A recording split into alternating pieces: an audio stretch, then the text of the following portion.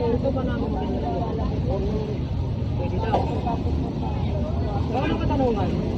Sa inyong palagay, paano nakaka-apekto ng pagkanakaw ng copper wire ang kaligtasan at seguridad ng mga residente?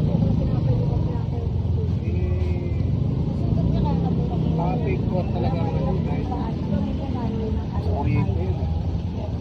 Pagkasali mo, may nakaw kasi. Tulad mga nagdidiretso sa barangay yan. Tapos, may posibilidad na magkaroon ng sulo. Tama. Lalo na dito sa palengke.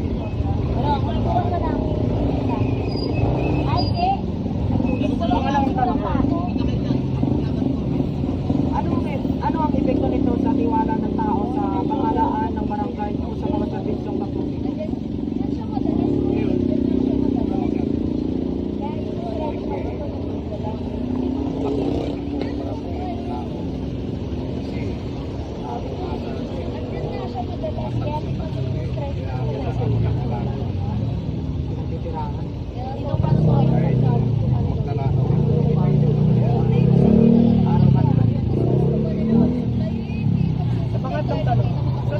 Sa tingin ninyo, anong mga ugali o kagalian sa komunidad ang nahahamon o naapektuhan ng inyong isyong ito?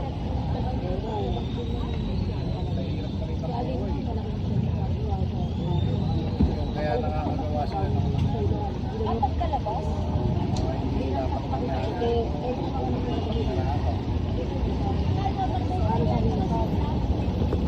Apat na tanong. Nakikita niyo ba na may connection ang isyong ito sa mas malaking problema tulad ng kahirapan o kakulangan sa trabaho? Ikaw na lang, sagot mo na lang pagtato.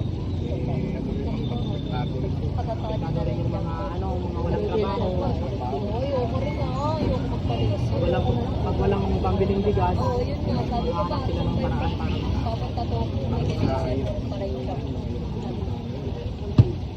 Sabi niya, gusto mo tato para magbanot ulit. Sabi ko, hindi yan, kaya nga ipapatato ko. Ang limang tanong, Lalaki lang ako. paano naapektuhan ang ganitong problema ang pagkakaisa at samahan ng mga tao sa barangay? Ayaw ko kasi tumabi. Ayaw tumabi.